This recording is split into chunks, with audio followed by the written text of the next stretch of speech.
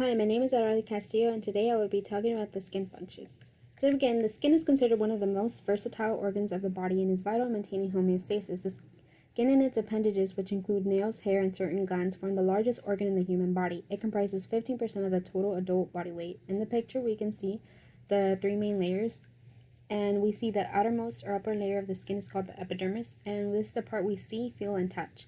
It consists of several layers, which are mostly made of dead epithelial skin cells. Beneath the epidermis, we see the dermis, and this layer consists of small blood vessels, nerve endings, oil and sweat glands, and hair follicles. The dermis also contains collagen and elastic tissue, which function to keep the skin firm and strong. There's also an extra layer underlying the dermis, which is the subcutaneous layer, and it is made of fatty tissue that acts as a foundation of the dermis. So the main functions of skin I will be focusing on are protection, thermoregulation, sensation, and biochemical functions. The first one is protection. Skin is the first line of defense against external environment, as the epidermis layer is replenishing and shedding tens of thousands of dead body cells every minute to protect the body from mechanical impact. We see that the skin is the first physical barrier that withstands any pressure, stress, or trauma. When this mechanical impact is stronger than the skin, a wound will occur as a breakage through the skin with loss of one or more of the skin functions. We see it protect from fluids. Skin helps us retain necessary body fluids and moisture and protects us from the absorption of external fluids or liquids. And we see that the tight packaging of cells in the epidermis, our skin is able to retain necessary body fluids and the moisture. We can bathe, walk, and swim and without having any concerns. Our skin prevents the absorption of any harmful substance or excessive water through the skin. We see protection from radiation. The melanin pigmentation in the epidermis protects our skin from the UV light. And if it weren't for the skin, the UV light radiating from the sun would damage the underlying tissue in our bodies. And this skin and the pigmentation helps us protect from many medical illnesses like skin cancers, but it doesn't offer complete protection, so it is important to wear sunblock and wear the appropriate clothing. It also protects from infections. The top layer of skin is covered by a thin, oily coat of moisture that prevents foreign substances like bacteria, viruses, and fungi from entering the skin. The epidermis also has Langerhans cells, which help to regulate immune responses to pathogens that come into contact with the skin. Next, we'll talk about the thermal regulation. The skin protects the body from cold or heat and maintains a constant core temperature.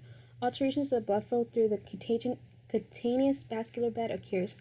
Increased evaporation of the secreted sweat decreases body temperature. We see vasodilation, which is the relaxing of the small blood vessels in the dermis, allows the body to release some heat and lower body temperature. Vasoconstriction occurs when the small blood vessel constricts, and the dermis retains some of the internal body temperature.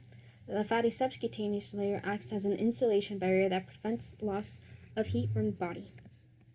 Next, we see sensation. The dermis can detect different sensations of heat, cold, and pressure, contact, and pain.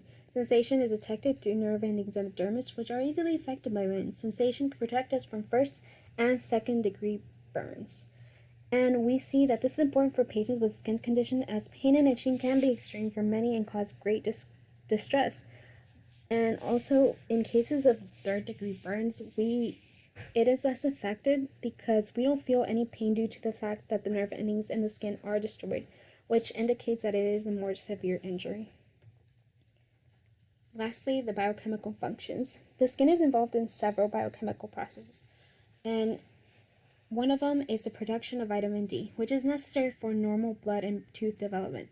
Some skin cells produce vitamin D precursor dehydrocholesterol, which when exposed to sunlight changes to an inactive form of vitamin D, cholecalciferol.